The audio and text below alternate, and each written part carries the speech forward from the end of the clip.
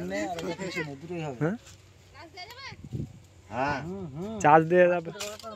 হ্যাঁ এটা মোটামুটি যেমন গাড়ি কত হর্স পাওয়ারের এটা? 70-80 বস্তা লিখে। কত হর্স পাওয়ার? ওই তো হর্স পাওয়ার দেওয়া আছে ওখানে 36 5 হ্যাঁ 365 ডিআই ডিআই।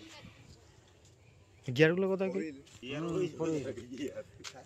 আমিও এখন নতুন এটাতে ফোর হুইল রে, এটা তো বলছি। কোথা থেকে নিয়েছো এটা? বালিবেলা। ও বালিবেলা শোরুমটাতে গাদা। ততদিনে কাদাটা একবার ঠিক।